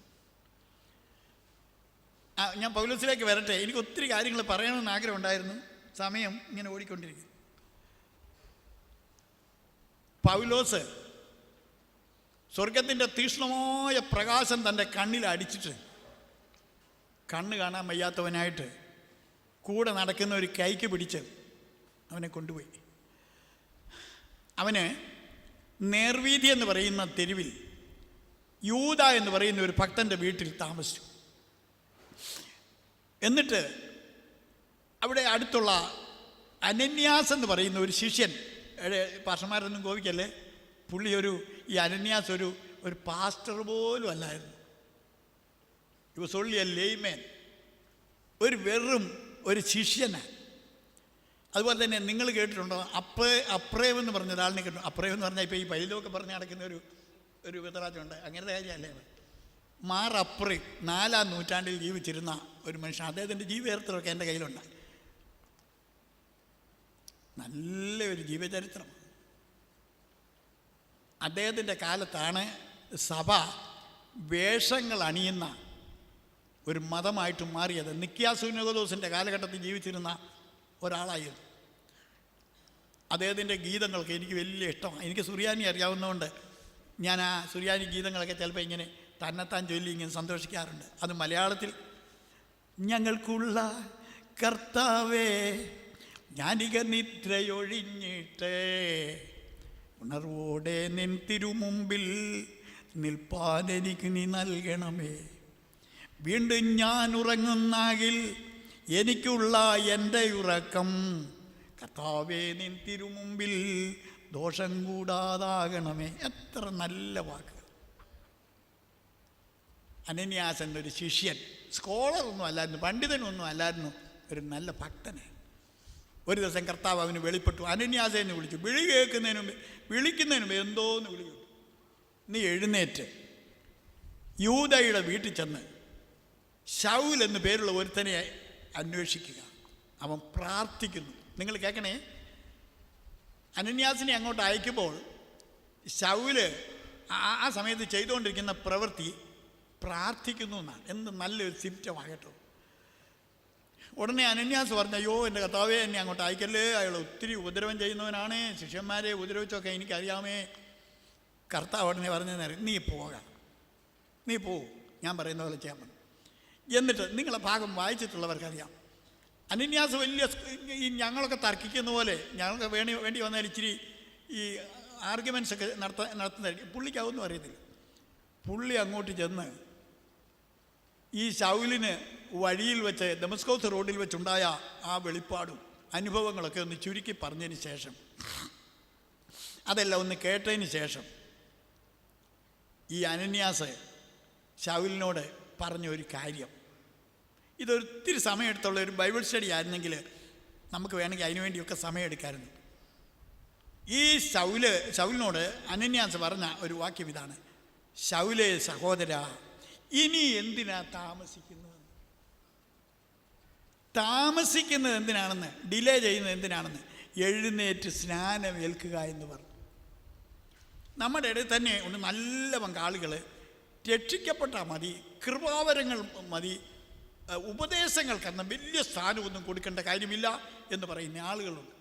കഷ്ടം. അനന്യാസ് പറഞ്ഞത്, രക്ഷിക്കപ്പെട്ടവൻ സ്നാനമേൽക്കണം, മസ്റ്റാണ്. അതുമാത്രമല്ല, കഴിയുമെങ്കിൽ അത് താമസിയാതെ ചെയ്യുകയും വേണം. വചനം കൈക്കൊണ്ടവർ സ്നാനമേറ്റു. അത് ഉടൻ തന്നെ, കഴിയുമെങ്കിൽ ഉടൻ തന്നെ ചെയ്യേണ്ടതാണ്. അതുകൊണ്ട് അടിസ്ഥാന ഉപദേശങ്ങൾ പഠിക്കുമ്പോൾ സ്നാനം ചെറുതാണെന്നൊന്നും ആരും ധരിക്കരുത്. അത് കർത്താവിൻ്റെ കൽപ്പനയാണ്. കർത്താവ് കൽപ്പിച്ചെന്ന് മാത്രമല്ല, കർത്താവ് അതിന് മാതൃകയും കൂടെ കാണിച്ചതാണ്. Praise God. എന്നിട്ട് ഈ പെന്തക്കോസ്ത് നാളിൽ ഓടിക്കൂടിയ ആളുകൾ അവർ ചോദിച്ചു, ഞങ്ങൾ എന്ത് ചെയ്യണമെന്ന്. ഇങ്ങോട്ട് ശ്രദ്ധിച്ചേ. ഓടിക്കൂടിയ ആളുകൾ ചോദിച്ചു, ഞങ്ങൾ എന്ത് ചെയ്യണം? ഉടനെ പത്രോസ് പറഞ്ഞു, നിങ്ങളൊന്നും ചെയ്യേണ്ട, ഓരോരുത്തരും ചെയ്തേച്ചാൽ മതി. ഈ കരക്കാർ മുഴുവൻ കൂടെ ചെന്ന് ഏതാണ്ട് ചെയ്യേണ്ട ഒരു കാര്യമൊന്നും അല്ല ഇത് ഓരോരുത്തൻ. കള്ളന്മാർ രണ്ടുപേരും ആദ്യം ഒരുമിച്ച് കർത്താവിനെ പരിഹസിച്ചതാണ്. പരിഹസിച്ചപ്പോൾ അവർ പറഞ്ഞ വാക്കെങ്ങനെയെന്നറിയോ? നിന്നെ തന്നെയും രക്ഷിക്കുക, ഞങ്ങളെയും രക്ഷിക്കുക, ഞങ്ങളെ ഒന്ന് രക്ഷിച്ചേക്കാൻ. അവർക്ക് കമ്പനിയാണ് ഞങ്ങളെയും രക്ഷിക്കാൻ. എന്നാൽ അതിൽ ഒരു കള്ളന് അനുതാപം ഉണ്ടായപ്പോൾ അവൻ്റെ ആ വിപ്രയോഗം മാറ്റിയിട്ട് എന്നെയും ഓർക്കണേ എന്നാണ് പറഞ്ഞു. ഞാനൊരു ദൃഷ്ടാന്തം പറയാം. നമ്മളൊരു വള്ളം മുങ്ങി, നമ്മൾ ഒരുമിച്ച് ഒരു സ്ഥലത്ത് പോകാതിരിക്കട്ടെ, ആ വഞ്ചി മറിഞ്ഞിട്ട് നമ്മളെല്ലാവരും വെള്ളത്തിൽ വീണ്, നീന്തറിയാൻ വയ്യാത്ത നമ്മളെല്ലാം വെള്ളത്തിൽ വീണ് ഇങ്ങനെ പാരവശ്യപ്പെടുമ്പോൾ, അയ്യോ ഞങ്ങളെ രക്ഷിക്കണേ എന്ന് ആരെങ്കിലും പറഞ്ഞു കേട്ടിട്ടുണ്ടോ? ഒന്ന് ചിന്തിച്ചു നോക്കി. അവിടെ എങ്ങനെ ആയിരിക്കും പറഞ്ഞത്? അയ്യോ എന്നെ രക്ഷിക്കണേ, എന്നെ രക്ഷിക്കണേ. ആത്മരക്ഷയുടെ ആ വലിയ ആവശ്യബോധം വരുമ്പോൾ അത് പേഴ്സണലാണ്, അത് വ്യക്തിപരമായ ഒരപേക്ഷയാണ്. ദൈവത്തിൻ്റെ സ്തോത്രം. അതുകൊണ്ട് ഉടനെ ഒരുത്തൻ രക്ഷിതനായി കഴിഞ്ഞാൽ അടിസ്ഥാന ഉപദേശങ്ങളിൽ ഒന്നാമത്തെ ഉപദേശമായിരിക്കുന്ന രക്ഷ ഉണ്ട്. എന്നാൽ ഒരു കർമ്മം എന്നുള്ള നിലയിൽ പറയുമ്പോൾ അത് സ്നാനമാണ്. അത് തൊട്ടുവരട്ടുകയല്ല, കോരി ഒഴുക്കിയല്ല. ഈ ഹൂദായ കാനൂൻ ഞാൻ പഠിച്ച ആളാണ്. അതിനകത്ത് ഈ വേണ്ടാത്തതെല്ലാം പറയുന്നതിനിടയ്ക്ക് തന്നെ സത്യത്തിൻ്റെ ചില രശ്മികൾ അതിനിടയ്ക്കുണ്ട്. അതിനൊരു ഉദാഹരണം ഞാൻ പറയാം. ഈ ഹൂദായ കാനൂൻ എന്ന് പറഞ്ഞ ആ കാനൂനിൽ അതിൻ്റെ 2-ാമത്തെ അധ്യായത്തിൽ വിശ്വസിക്കുന്ന സ്ത്രീ പുരുഷന്മാർ എന്ന് പറഞ്ഞിട്ട് അതിൻ്റെ എഴുത്തുകാരൻ പറയുന്നത്, ആറോ തൊട്ടിയോ കുഴിയോ ഒന്നുമില്ലെങ്കിൽ ഒരു കുടത്തിലെ വെള്ളമായാലും മതി സ്നാനത്തിന്. കണ്ടോ, ഒരു കുടത്തിൽ കൊണ്ട് അവസാനിപ്പിച്ചു. പക്ഷേ മുൻഗണന 6-നാണ്. 6 ഇല്ലെങ്കിൽ എന്നാ പറയുന്നത്. അപ്പം 6 ഉണ്ടെങ്കിൽ 6-ന് മുൻഗണന. ഇങ്ങനെയാണ് ഉപദേശങ്ങളും മതമായി മാറിയത്. ദൈവത്തിൻ്റെ സ്തോത്രം. എൻ്റെ പഠനമനുസരിച്ചും അനുഭവം അനുസരിച്ചും പറഞ്ഞാൽ യഹൂദ സഭയിലെ പോലെ കർമ്മങ്ങളുടെ നൂലാമാലകളൊന്നും ക്രിസ്തീയ സഭയിലില്ല. എനിക്ക് ഒത്തിരി വേദഭാഗങ്ങളൊക്കെ വായിച്ച് പ്രസംഗിക്കാൻ മനസ്സുണ്ടെങ്കിലും ഇങ്ങനൊരു വാക്യഭാഗം നിങ്ങൾ ഓർക്കുന്നുണ്ടോ? ആകയാൽ പെരുന്നാള്, വാവ്, ശാബത് എന്നിവയുടെ കാര്യത്തിൽ ആരും നിങ്ങളെ വിധിക്കരുത് എന്ന് പറയുന്ന ഒരു ഭാഗം. അതായത് യഹൂദ സഭയിലെ പെരുന്നാളുകളൊന്നും ക്രിസ്തീയ സഭയ്ക്ക് ബാധകമല്ല. ഫെസ്റ്റിവൽസ്, പൊങ്കൽ, ഇതൊന്നും നമ്മളെ ബാധിക്കുന്നത്. ഞാൻ ഇവിടെ തിരുവനന്തപുരത്ത് നിന്ന് നിങ്ങളോട് സംസാരിക്കുമ്പം ഞാനൊരു പഴയ അനുഭവമുണ്ട്. ഞാൻ ഈ കൗടിയാർ രാജു എന്ന് പറഞ്ഞ പാസ്റ്ററുടെ അവിടെ ഒരു മീറ്റിങ്ങിന് വേണ്ടി ഇങ്ങനെ വരിക. ഒരു ന്യൂ ഇയറിൻ്റെ അതെ ഒരു കഷ്ടാനുവാഴ്ച കഴിഞ്ഞ് ഒരു പുതു ഞായറാഴ്ച എന്ന് പറയുന്ന ഒരു ദിവസം, അന്ന് ഞാനൊരു ഓട്ടോ പിടിച്ച് അങ്ങ് കവടിയാറിലോട്ട് പോവാം. ഒരു ഓട്ടോക്കാരനെ ഞാൻ ശ്രദ്ധിച്ചു. അയാളൊരു ഹിന്ദുവാണെന്ന് എനിക്ക് അയാളുടെ വേഷം കൊണ്ട് മനസ്സിലായി. ആ ഓട്ടോ ഇങ്ങനെ പോയിക്കൊണ്ടിരിക്കുന്ന നേരത്തെ ഒരു മനുഷ്യൻ, ഒരു ചെറുപ്പക്കാരൻ വഴിക്ക് കുറുക്കെ ഇങ്ങനെ വീണ് കിടക്കും. ഞാനൊരു മനുഷ്യനല്ലേ, എനിക്കൊരു ഹൃദയം ദൈവം തന്നിട്ടുണ്ട്. ഞാൻ ആ ഓട്ടോക്കാരനോട് പറഞ്ഞു, സുഹൃത്തെ ഒന്ന് നിർത്തണം. എന്താ, ഒരു മനുഷ്യൻ അവിടെ വീണ് കിടക്കുന്ന കണ്ടില്ലേ? അത് കണ്ടിട്ട് നമ്മൾ കാണാത്തവരെ പോലെ അങ്ങനെ കടന്നു പോകുന്നത് ശരിയാണോ? നമുക്കൊന്ന് നിർത്താം. ഉടനെ അയാൾ എന്നെ അടിപിടി ഒന്ന് നോക്കി. ഞാൻ ഈ ഓട്ടോ ഡ്രൈവർ ഒരു ചെറിയ ചിരിയോടെ ആ മനുഷ്യൻ എന്നോട് ചോദിച്ചു, സാറിന് ഇന്നത്തെ ദിവസം വല്ലതും അറിയാവോ? ഞാൻ പറഞ്ഞു, എന്തോ ഇന്നത്തെ ദിവസം? ഈസ്റ്റർ. ഈസ്റ്റർ ആയി കിടക്കുന്നെന്ന് പറഞ്ഞു. ഞാനങ്ങ് ലജ്ജിതനായെന്ന് പറഞ്ഞാൽ ഒരു ഹിന്ദുവിൻ്റെ അടുക്കൽ ഇത്രയും ഞാൻ ലജ്ജിച്ച ഒരു സന്ദർഭം വേറെ ഉണ്ടായിട്ടില്ല. യേശുക്രിസ്തു ഉയർത്തെഴുന്നേറ്റതിൻ്റെ സന്തോഷമായി കാണുന്നത്. സഭ മതമായി മാറുന്നത് വളരെ ശ്രദ്ധിക്കണം, വളരെ ശ്രദ്ധിക്കണം. ഈ രഹസ്യം കർത്താവ് എനിക്ക് മനസ്സിലാക്കി തന്നതിന് ശേഷം ഞാൻ പറഞ്ഞില്ലേ, ഈ 4-ാം നൂറ്റാണ്ട് മുതൽ എന്നെപ്പോലെ സാധാരണ വേഷം നയിച്ചുകൊണ്ടിരുന്നതായ ഇടയന്മാരെ, പാസ്റ്റേഴ്സിനെ, ഓവർസിയേഴ്സിനെ സാത്താൻ പിടിച്ച് വേഷങ്ങൾ അണിയിച്ച് വടിയും മുടിയും കെട്ടുപാടുകളും എല്ലാം അവരുടെ മേൽ ചുമത്തി അവരെ മറ്റൊന്നാക്കി തീർത്തു. അത് ചിലർ സന്തോഷിക്കുന്നു, പക്ഷേ വചനം പഠിച്ചവൻ അത് കാണുമ്പം കരഞ്ഞു പോവുക ചെയ്യുന്നു. Praise go. അതുകൊണ്ട് സാത്താൻ ഇതിൻ്റെ മേൽ വെച്ച് കെട്ടിയ അധികപ്പറ്റുകളെ നമ്മൾ അംഗീകരിക്കരുത്. അധികപ്പറ്റുകളെ നമ്മൾ അംഗീകരിക്കരുത്. അതുപോലെ തന്നെ വെട്ടിക്കുറയ്ക്കുന്നതിനെ നമ്മൾ നിസ്സാരമായിട്ട് കണക്കാക്കരുത്. വസ്തുമയമായ രീതിയിൽ പറഞ്ഞാൽ എൻ്റെ പഠനത്തിൽ 2 കർമ്മങ്ങളാണ് ദൈവസഭയ്ക്ക് ദൈവം വെച്ചിരിക്കുന്നത്. ഒന്ന്, നമ്മളിൽ നടന്നതായ സംഭവം, അതായത് മരിച്ചു, കർത്താവിനോടുകൂടി മരിച്ചു, അടക്കപ്പെട്ടു, ഉയർത്തെഴുന്നേറ്റു എന്ന് നമ്മളിൽ നടന്ന സംഭവത്തെ ദൃഷ്ടാന്തീകരിക്കുന്നതായ മുഴുകൽ സ്നാനം. അതൊരിക്കൽ മാത്രം. അത് കഴിഞ്ഞിട്ട് പലപ്പോഴും ചെയ്യാനായിട്ട് എൻ്റെ വരവ് വരെ എന്നാ കർത്താവ് പറഞ്ഞ, അല്ലെങ്കിൽ ഇത് അനുഷ്ഠിക്കുന്നവൻ്റെ മരണം വരെ, അതായത് മറ്റു വിശുദ്ധന്മാരോടുള്ള ബന്ധത്തിൽ പലപ്പോഴും നടത്തേണ്ടതായ വേറൊരു ശുശ്രൂഷയുണ്ട്. അതാണ് യൗക്കാരിസ്തിയ, അല്ലെങ്കിൽ അപ്പം മുറിക്കൽ. ഈ തീനാമ്പുകൾ പറക്കുകയും ഇടിമുഴക്കങ്ങളുടെ ശബ്ദം മുഴങ്ങുകയൊക്കെ ചെയ്ത ആ മർക്കോസിൻ്റെ മാളികയിൽ യഹൂദൻ്റെ പെന്തക്കോസ്ത് പെരുന്നാൾ പ്രമാണിച്ച് ലോകത്തിൻ്റെ നാനാഭാഗങ്ങളിൽ നിന്നും വന്ന് തമ്പടിച്ചിരിക്കുന്ന ആളുകൾ അവിടെ ഓടിക്കൂടിയപ്പോൾ ഉണ്ടല്ലോ, അവിടെ കണ്ടതിനേക്കാളൊക്കെ ഭയങ്കര കാഴ്ചയാണ് അവിടെ കണ്ടത്. തീനാമ്പ് പറക്കുക, എല്ലാവരും ലഹരിയിലായിട്ട് അവിടെ എന്തൊക്കെയോ സംഭവിക്കുകയാണ്. അതിൻ്റെ തലയ്ക്കൽ പത്രോസ് നിന്നുകൊണ്ട് ലീഡ് ചെയ്യുകയാണ്. ഉടനെ ഓടിക്കൂടിയ ആളുകൾ പത്രോസിനോടും മറ്റും ചോദിച്ചു, ഞങ്ങൾ എന്ത് ചെയ്യണമെന്ന്? നിങ്ങൾ ഓരോരുത്തൻ പാപങ്ങളുടെ മോചനത്തിനായി മാനസാന്തരപ്പെട്ട് യേശുക്രിസ്തുവിൻ്റെ നാമത്തിൽ സ്നാനമേൽപ്പീൻ, എന്നാൽ പരിശുദ്ധാത്മാവെന്ന് പറയുന്ന വാഗ്ദത്തം നിങ്ങൾക്ക് ലഭിക്കും എന്ന് പറഞ്ഞു. എന്നിട്ട് അതിൻ്റെ താഴെ എഴുതിയിരിക്കുന്നത്, അവൻ്റെ വാക്ക് കൈക്കൊണ്ടവർ എന്ത് ചെയ്തു? മാമോദീസ മുങ്ങി.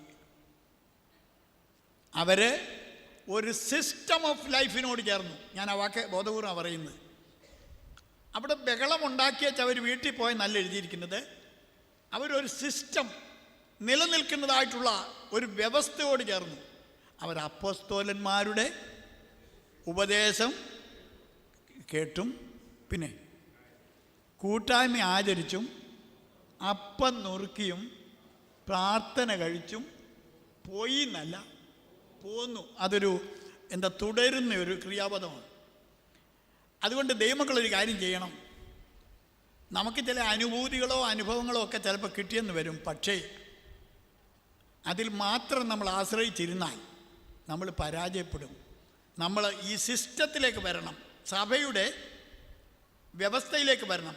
അതിനകത്ത് സ്നാനം, പലപ്പോഴും നടക്കുന്ന കർത്തൃമേശ, ഒരുമിച്ച് കൂടിയിരിക്കുന്ന കൂട്ടായ്മ, പ്രാർത്ഥന, ഇതെല്ലാം അതിനകത്തുണ്ട്.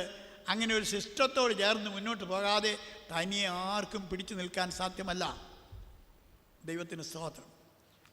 അടിസ്ഥാന ഉപദേശങ്ങൾ ഞങ്ങൾക്ക് ഇനി ഒന്നും മനസ്സിലാകുന്നില്ലെന്ന് ആരെങ്കിലും പറയുന്നെങ്കിൽ ദൈവം നിങ്ങളോട് ക്ഷമിക്കട്ടെ. എന്നാൽ എനിക്കൊരു കാര്യം പറയാനുണ്ട്.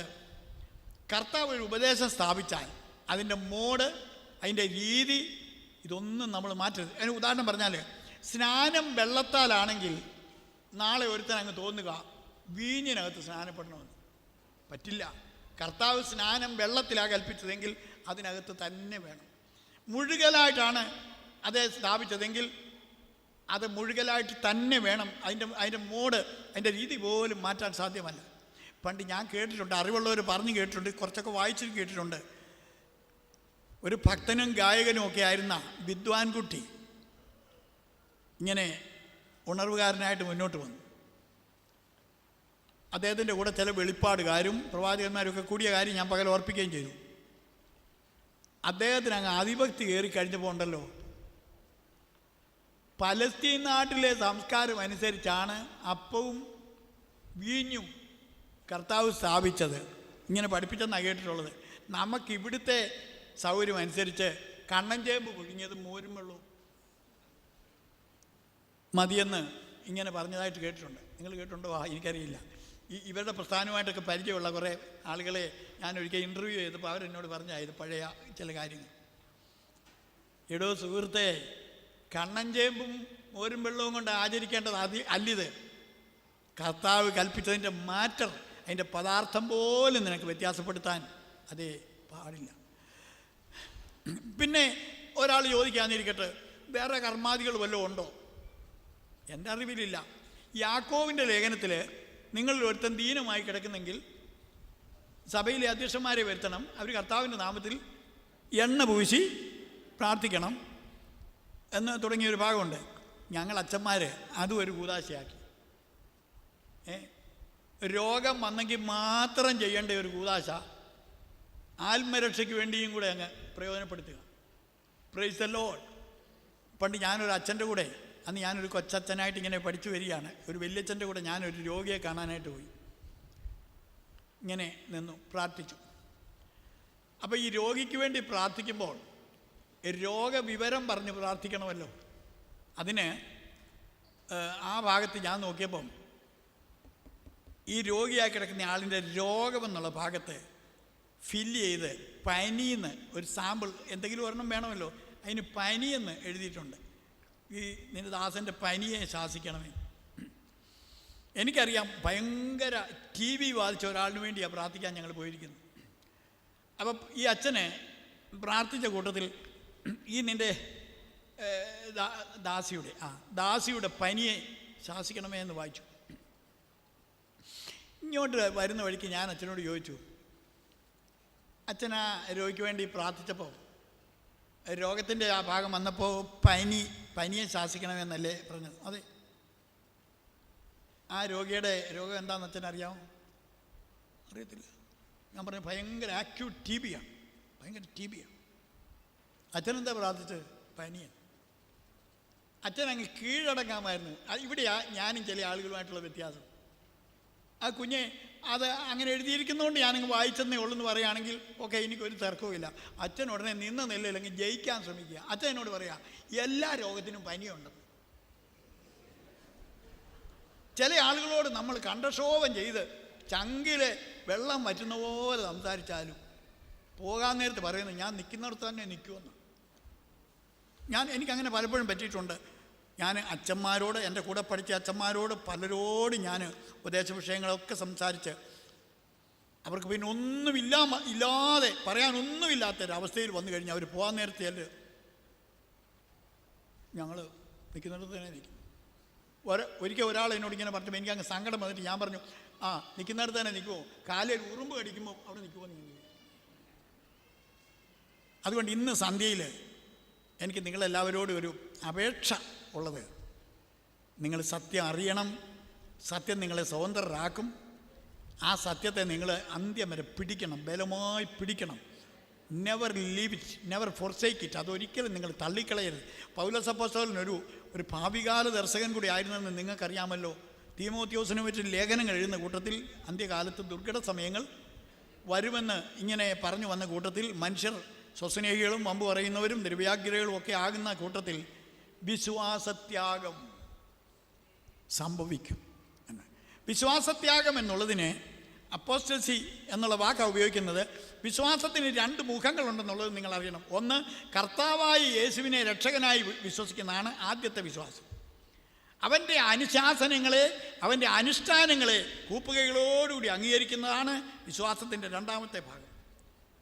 ഒരാൾ വിശ്വാസത്യാഗിയാകുമ്പോൾ കർത്താവായി യേശു ക്രിസ്തുവിനെ തള്ളും, ഒപ്പം കർത്താവിൻ്റെ കൽപ്പനകളെയും അയാൾ ഉപേക്ഷിക്കും. ഇതൊക്കെ ഇന്ന് നമ്മുടെ ആത്മീയ ഗോളത്തിൽ സംഭവിച്ചുകൊണ്ടിരിക്കുന്ന കാര്യങ്ങൾ. വൈസലോ, ഇന്ന് മതത്തിൻ്റെ നേതാക്കന്മാരോട് നമ്മുടെ കർത്താവിനെ തുലനം ചെയ്ത് അവരെ ഒപ്പം ഇരുത്താനായിട്ടുള്ള ശ്രമമാണ് നമ്മുടെ മേലധ്യക്ഷന്മാരുടെ കയ്യിൽ തന്നെ ഇരിക്കുന്നത്. നിങ്ങൾക്ക് അതൊക്കെ അറിയാമല്ലോ. ദൈവത്തിൻ്റെ സ്തോത്രം. നല്ലവേനെ വല്ലഭേനെ പൊന്നു കാന്തനെ അല്ലൽ തീർപ്പാനെന്നു വന്നു. നല്ലവേനെ അല്ലൽ തീർപ്പാനെന്നു വന്നു ചേർന്നിടുമെന്നേ. തുല്യമില്ല മോദത്തോടു വീണകളേന്തി, തുല്യമില്ല മോദത്തോടു വീണകളേന്തി, ഹല്ലേലൂയ ഗാനം പാടി വാണിടുവാനാ, ഹല്ലേലൂയ ഗാനം പാടി വാണിടുവാനാ. നമുക്ക് ഒത്തിരി പാടുവാൻ ആഗ്രഹമുണ്ട്. എല്ലാവരും പ്രാർത്ഥനയോടുകൂടെ ഇരിക്കണം. ഈ സഭാ ശുശ്രൂഷ സഭാ ഭരണമായി മാറി. സഭാചരിത്രം വായിച്ചവർക്കറിയാം. സഭാ ശുശ്രൂഷ മിനിസ്റ്റേഴ്സ് നിങ്ങൾ കേട്ടിട്ടുണ്ടോ? മിനിസ്റ്റർ, ഞാൻ ഇതിനെക്കുറിച്ച് പഠിച്ചിട്ടുണ്ട്. ഈ മിനിസ്റ്റർ എന്നുള്ള വാക്ക് അത് ഈ രാജ്യതലത്തിലും സഭാതലത്തിലും ഒക്കെ ഉപയോഗിക്കുന്ന ഒരു വാക്കാണല്ലോ മിനിസ്റ്റേഴ്സ് കോൺഫറൻസ്. ഈ മിനിസ്റ്റർ എന്നുള്ള വാക്ക് ഉണ്ടായത് മിനി. ഇവിടെ കൊച്ചു പിള്ളേർക്ക് ആർക്കെങ്കിലും മിനി എന്ന് പേരുണ്ടോ? മിനി എന്നുള്ള വാക്കിൻ്റെ അർത്ഥം ഒരു കൊച്ചു പെണ്ണെന്നാണ്. കൊച്ചു പെണ്ണ്. ഈ മിനി എന്നുള്ള വാക്കുണ്ടായത് കേൾക്കണോ എവിടുന്നാന്ന്? മൈനസ് എന്നുള്ള ധാതുവിൽ നിന്നാണ്. ഒന്നുമില്ല, ഒരു കൊച്ചു പെണ്ണ്, അത് വളർന്നാണ് മിനിസ്റ്ററായത്. മിനിസ്റ്റർ എന്ന് പറഞ്ഞാൽ സത്യത്തിൽ ആ വാക്കിൻ്റെ അർത്ഥം ഒരു എളിയവൻ, ഒരു ശുശ്രൂഷകൻ എന്നാണ്. ഇത് വല്ലോ അറിഞ്ഞേച്ചാണോ മിനിസ്റ്റർ കാറെ പായുന്നത്, വഴിക്ക് നിൽക്കുന്നതിനെ ഇടിച്ചിട്ടേച്ച് പോകുന്നത്? മിനിസ്റ്റർ എന്നുള്ളതിൻ്റെ അർത്ഥം പുള്ളിയെ ആരെങ്കിലും ഒന്ന് പഠിപ്പിച്ചിരുന്നത് നല്ലതായിരുന്നു. സഭാതലത്തിലും എൻ്റെ കർത്താവിൻ്റെ ദാസന്മാർ പിണങ്ങരുത്. നമ്മളെ കർത്താവ് ആക്കിയിരിക്കുന്നത് തൊങ്ങൽ വലുതാക്കി, മന്ത്രപ്പെട്ട വീതിയുള്ളതാക്കി,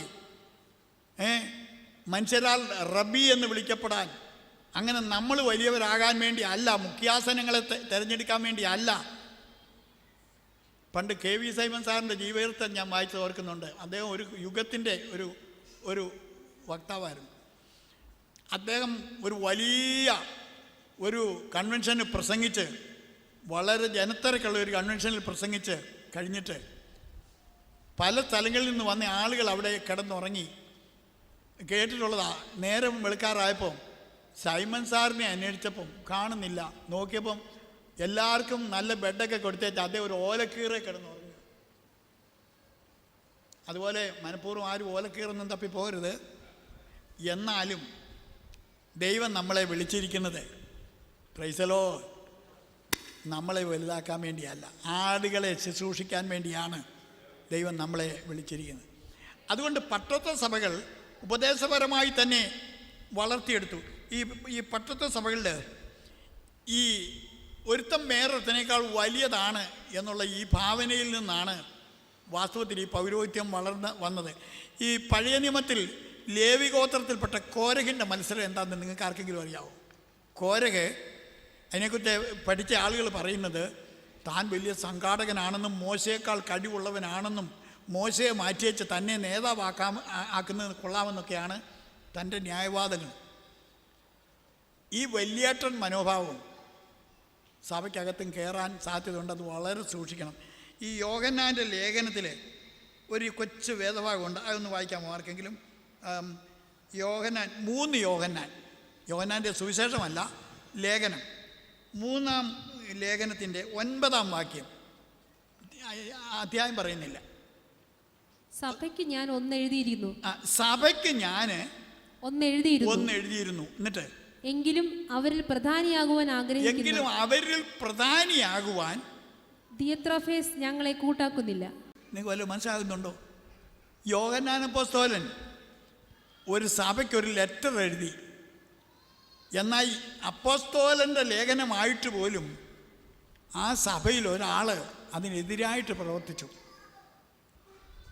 അവൻ ഞങ്ങളെ കൂട്ടാക്കുന്നില്ല.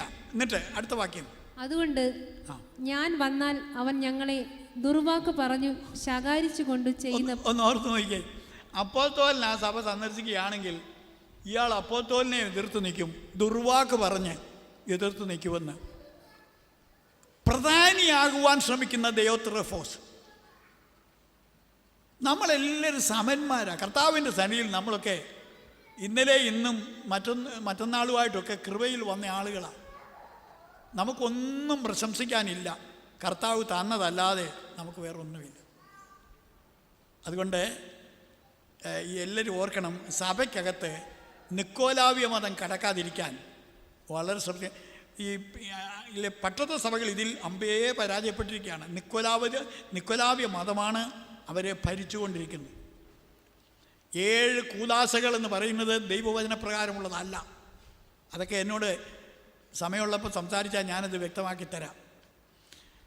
അതുകൊണ്ട് ഈ നിക്കോലാവിയ ആശയം വേറൊരു ഭാഷയിൽ നമ്മുടെ പെന്തക്കോസ് കോളത്തിൽ തന്നെ കടന്നു വരാതിരിക്കാൻ ദൈവദാസന്മാരും എല്ലാവരും പ്രത്യേകം ശ്രദ്ധിക്കണം.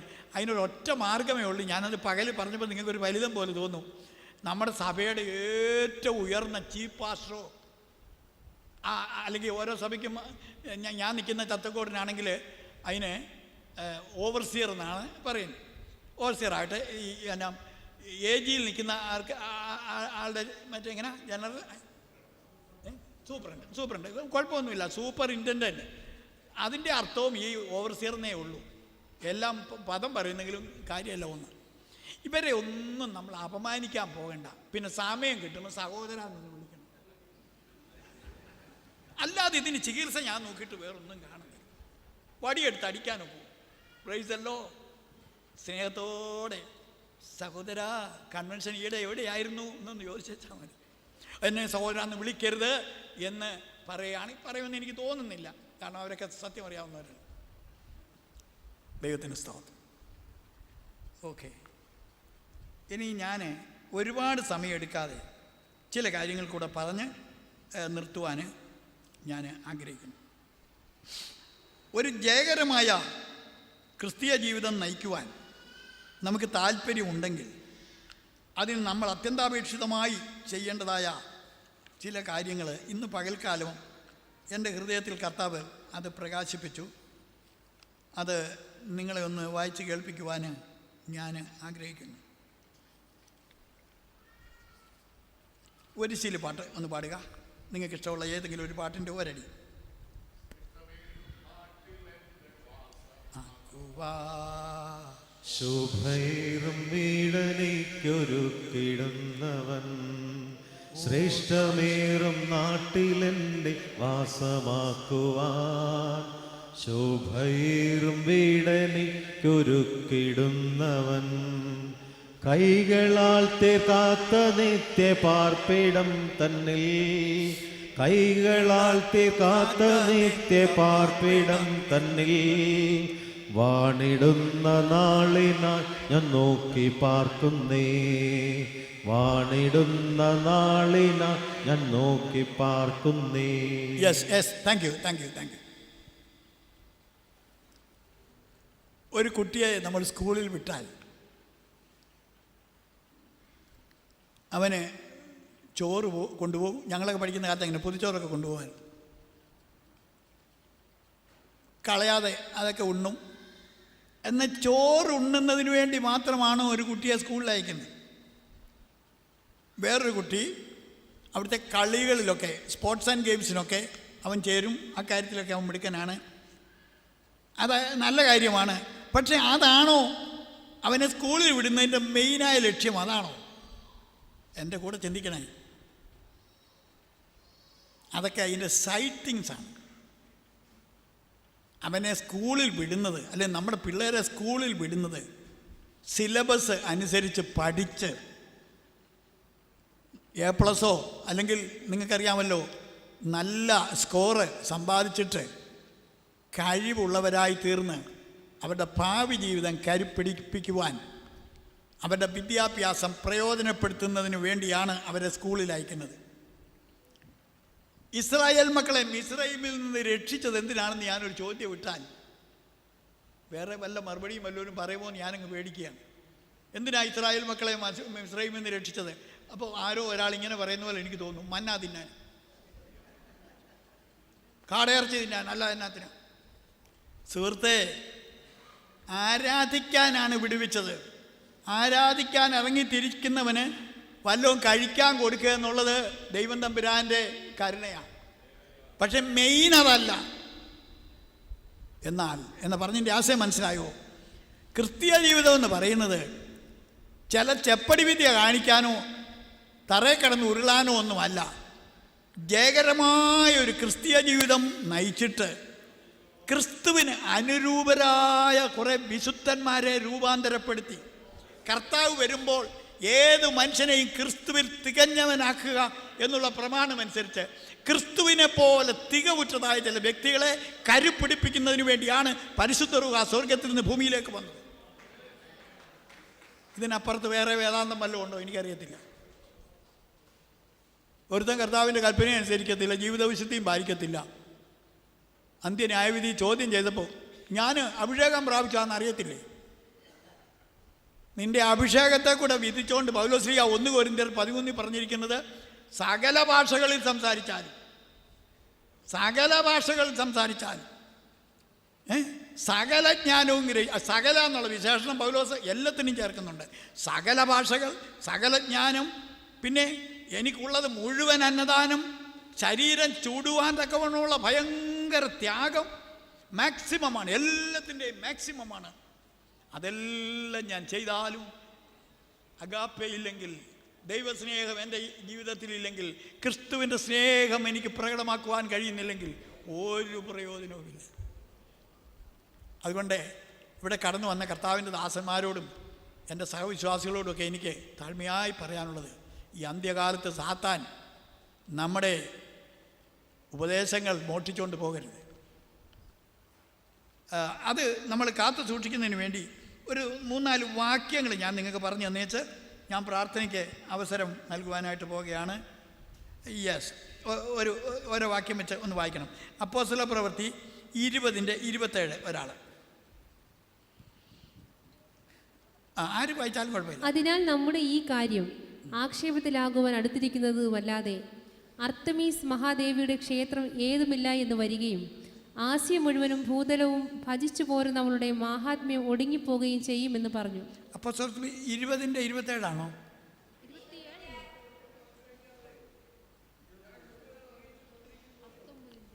അതെ, യെസ്, അതാ ഞാൻ മീൻ ചെയ്തത്. ഒന്നുകൂടെ വായിച്ചേ. ദൈവത്തിന്റെ ആലോചന ഒട്ടും മറച്ചു വെക്കാതെ. ദൈവത്തിൻ്റെ ആലോചന ഒട്ടും മറച്ചു വെക്കാതെ ഞാൻ മുഴുവനും അറിയിച്ചു തന്നുവല്ലോ. എല്ലാവരും ശ്രദ്ധിക്കേണ്ട ഒരു ഭാഗമായത്. ഉപദേശം പറയുമ്പോൾ ദൈവത്തിൻ്റെ ആലോചന പറഞ്ഞു കൊടുക്കണം. നിന്റെ കുഴി പായ്ക്കുന്ന ആലോചനയൊന്നും പറയണ്ട. ബുദ്ധിമാന്മാർ പറഞ്ഞ കാര്യമൊന്നും ഇവിടെ വേണ്ട. ദൈവത്തിൻ്റെ ആലോചനയ്ക്ക് പകരം വെക്കാൻ വേറെ ഒന്നുമില്ല. അതെല്ലാ കർത്താവിൻ്റെ ദാസന്മാരും ബലമായിട്ട് അത് ചിന്തിക്കണം.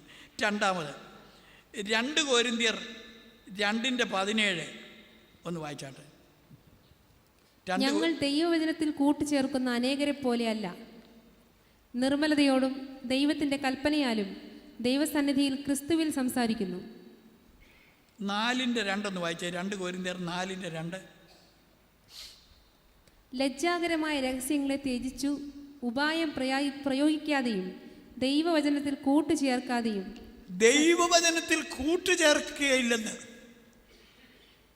കലർപ്പ് കൂടാതെ സൂക്ഷിക്കണം ദൈവത്തിൻ്റെ വചനത്തിൽ. കലർപ്പ് ഗലാത്യർ 1:6 ഒക്കെ ഇതാ പറയുന്നത്. ഗലാത്യർ 1:6 കൂടെ ഒന്ന് വായിക്കാമോ?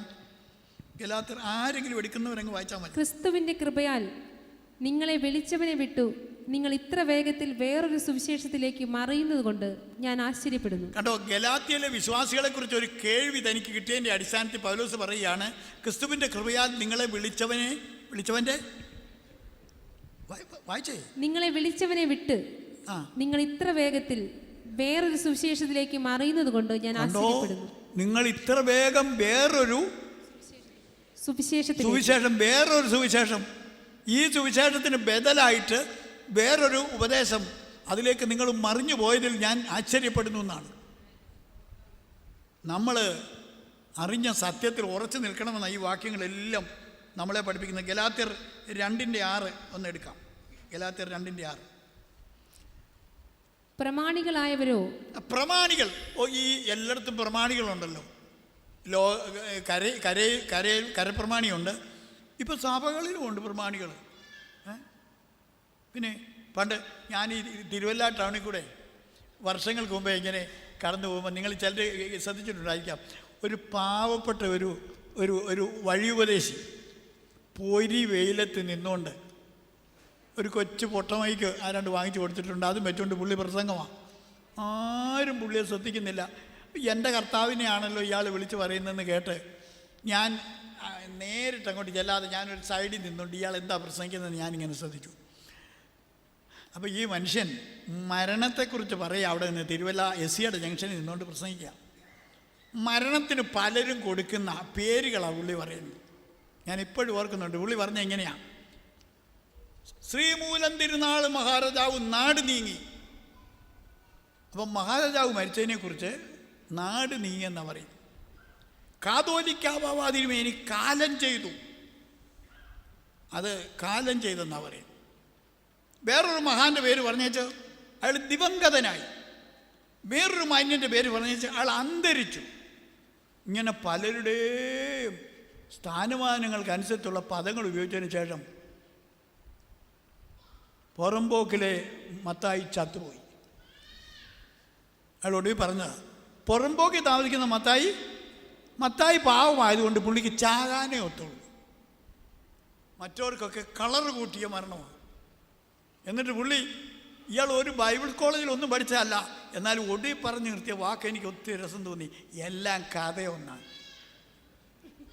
മരണത്തിന് ഏത് കളർ കൊടുത്താലും മരണം ഒരു യാഥാർത്ഥ്യമാണ്. Praise God. പ്രമാണികൾ എനിക്കൊരു വിഷയമല്ല.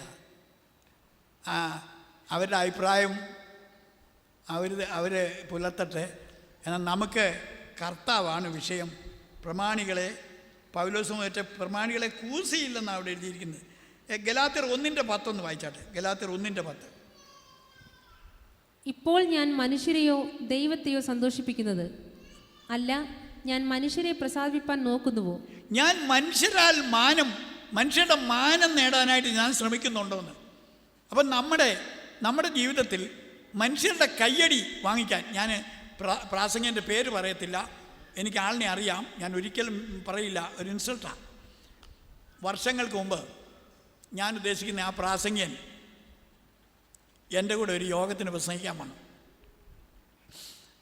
അപ്പോൾ ഞാൻ അതിൻ്റെ ഭാരവാഹികളോട് പറഞ്ഞു, ഞാൻ പ്രസംഗിക്കുന്നതിന് മുമ്പ് അദ്ദേഹത്തിന് ആ സഹോദരന് ഒരു 10 മിനിറ്റ് കൊടുക്കണമെന്ന് പറഞ്ഞു. കൊടുക്കാമെന്ന് പറഞ്ഞു. ഒരു പക്ഷേ തനിക്ക് ആദ്യമായിട്ട് കിട്ടിയൊരു അവസ്ഥയായിരിക്കാം. അതുകൊണ്ട് താനെന്ത് ചെയ്യുന്നറിയാമോ, നല്ല കഠിന പദങ്ങളെല്ലാം ഉപയോഗിച്ച് ഒരു ശക്തിയായ പ്രസംഗം അങ്ങ് പറഞ്ഞു. ഒരു യോഗത്തിലാണ്, കൺവെൻഷൻ. അത് കഴിഞ്ഞിട്ട് പുള്ളി വന്ന് എൻ്റെ അടുക്കൽ ഇരുന്നിട്ട് എന്നോട് ചോദിച്ചു, എങ്ങനെ ഇരുന്നെന്ന്. എനിക്കത് ഇഷ്ടപ്പെട്ടില്ല.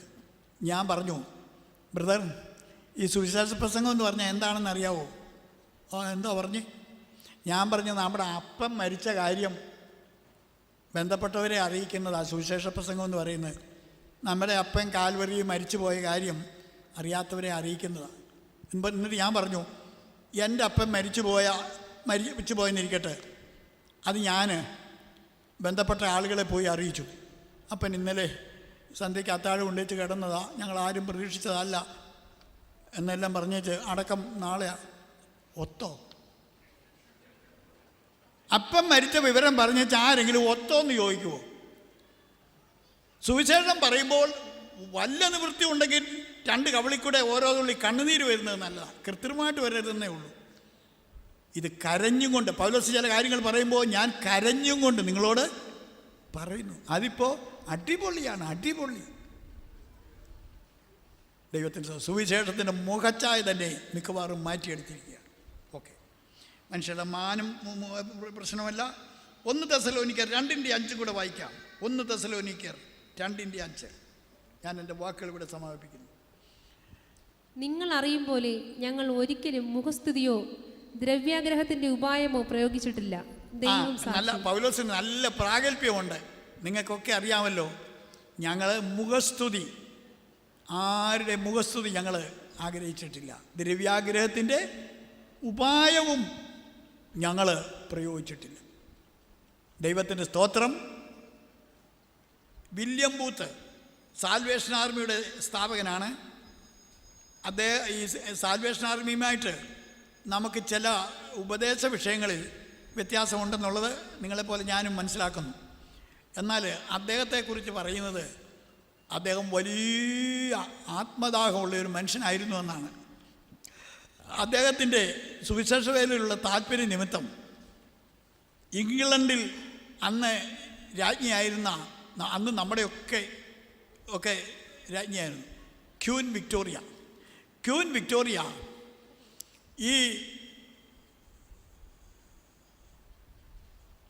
ഇദ്ദേഹത്തെ ഈ സാൽവേഷൻ ആർമിയുടെ സ്ഥാപകനായിരിക്കുന്ന വില്യം ബൂത്തിനെ വിളിച്ചിട്ട് ഒരു ചോദ്യം ചോദിച്ചു. അത് പറഞ്ഞ് ഞാനങ്ങ് നിർത്താൻ ഉദ്ദേശിക്കുക. Booth, what's your desire, tell me. എന്തുവാ ബൂത്തെ നിൻ്റെ ആഗ്രഹം? നീ അത് പറ. ഞാൻ ബ്രിട്ടീഷ് സാമ്രാജ്യത്തിൻ്റെ രാജ്ഞി എന്നുള്ള നിലയ്ക്ക് നിൻ്റെ ആഗ്രഹം എന്തായാലും ഞാനത് നിവർത്തിച്ച് തരാം. നിങ്ങളെന്നോട് ക്ഷമിക്കണം, ഇത് വല്ലതും നമ്മളോട് പറഞ്ഞെങ്കിലുണ്ടല്ലോ, എന്തുവാ തിരഞ്ഞെടുക്കേണ്ടെന്ന് അറിയാതെ നമ്മൾ ചിലപ്പം ബോധം കെട്ടു വേണ്ടി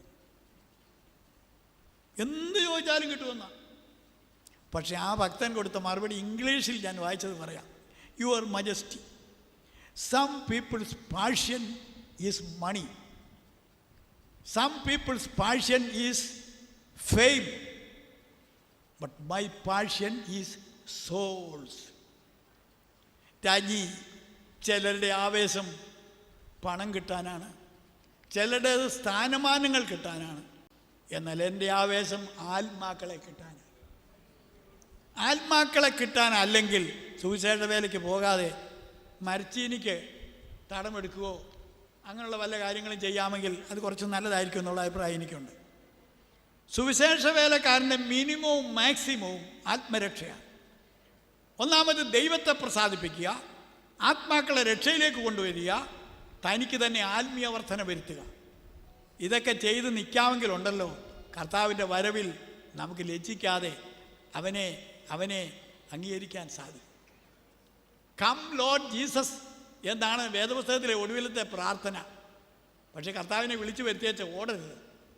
അവൻ വരുമ്പോൾ ഓടരുത്. അവൻ വരുമ്പോൾ കർത്താവേ എന്ന് പറഞ്ഞ് അവനെ സ്വീകരിപ്പാൻ എനിക്ക് നിങ്ങൾക്കും ഇടയായി തീരണം. ദൈവത്തിന് സ്തോത്രം ഉണ്ടാകട്ടെ. അതുകൊണ്ട് ഇന്ന് പകല് മുതൽ ഈ സന്ധ്യ ഉൾപ്പെടെ ഇവിടെ കടന്നു വന്ന നിങ്ങളെല്ലാം ദൈവം അനുഗ്രഹിക്കട്ടെ എന്ന് പ്രാർത്ഥിക്കുന്നു.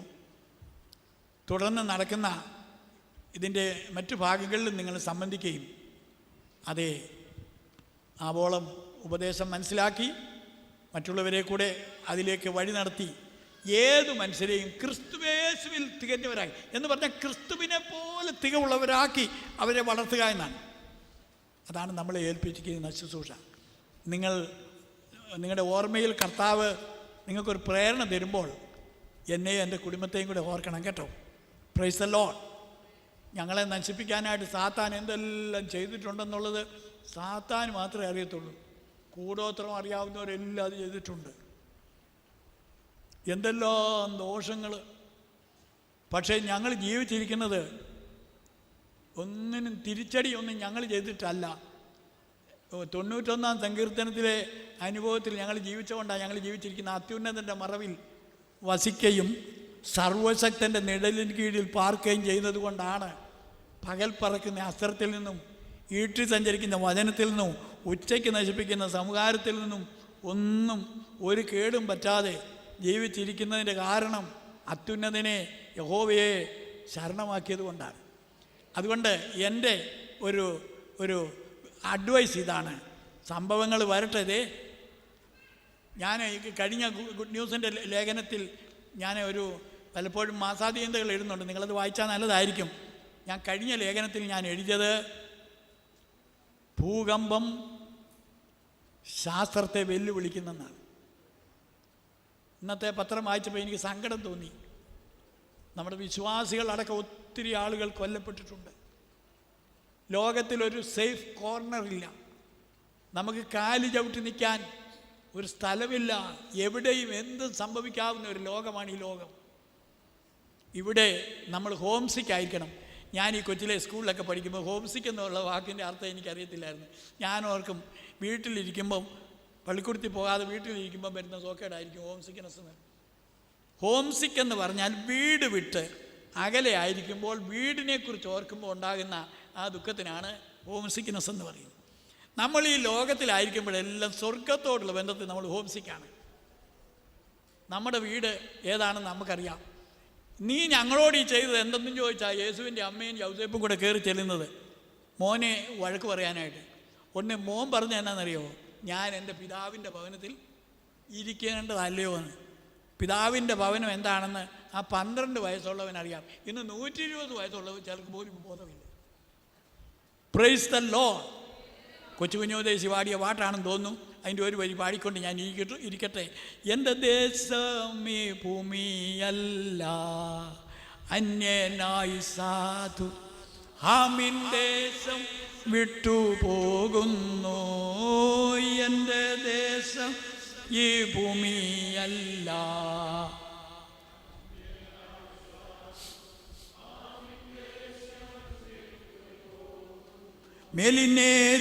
മേലിനേരൂശലേമെന്നെ ചേർത്തുകൊള്ളുവാൻ ഇതാൻ മേലിനേരു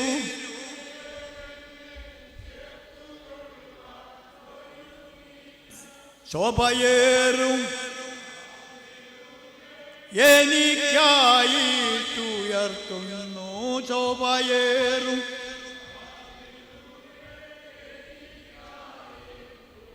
ുന്നു എൻ്റെ സമ്പത്തെന്നു ചൊല്ലുവാൻ വേറെയില്ലൊന്നും, യേശു മാത്രം സമ്പത്താകുന്നു. ഈ വചനങ്ങളാൽ ദൈവം എല്ലാവരെയും അനുഗ്രഹിക്കട്ടെ.